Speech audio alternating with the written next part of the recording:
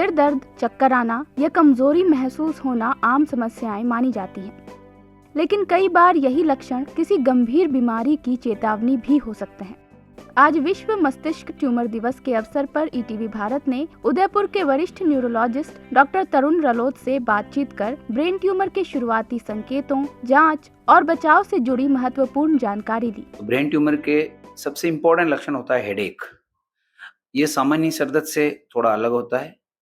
ज़्यादातर headache morning hours में होता है, कई बार उल्टियों के साथ होता है, सवेरे सवेरे सर दर्द होता है और लगातार बना रहता है। इस हेडेक के साथ आंखों में धुंधलापन आता है कभी-कभी, मतलब ब्रेन में उस ट्यूमर की वजह से जब प्रेशर बढ़ रहा होता है, तो प्रेशर की वजह से सिर में दर्द होता है। तो ये जो प्रेशर वाला दर्द होता है वो सवेरे ज़्यादा होता है। फिर दूसरा लक्षण होता है फिट्स, ताड़, जिसमें मिर्गी जैसे दौरे आते हैं।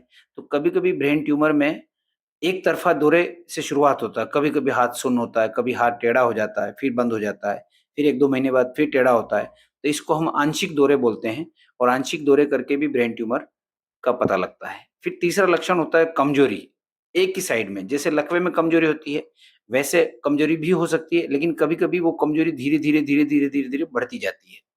तो जब कमज़ोरी बढ़ती जाती है एक ही साइड में, पैर या हाथ में, तो धीरे-धीरे डिटेल एग्ज़ामिन करने पे पता लगता है कि ब्रेन ट्यूमर है। चौथा लक्षण होता है अचानक बेहोश हो जाना।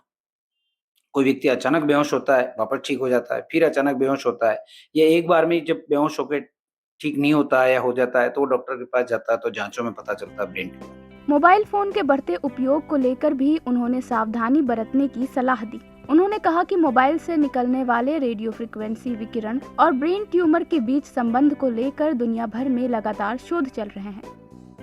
अभी तक कोई ठोस निष्कर्ष नहीं निकला है, लेकिन लंबे समय तक मोबाइल को कान से चिपका कर रखना उचित नहीं माना जाता। इसके अलावा टोबैको भी ब्रेन ट्यूमर का प्रमुख कारण है। खान पान में ये फ्रूट्स और वेजिटेबल डाइट्स का ज़्यादा उपयोग करना चाहिए।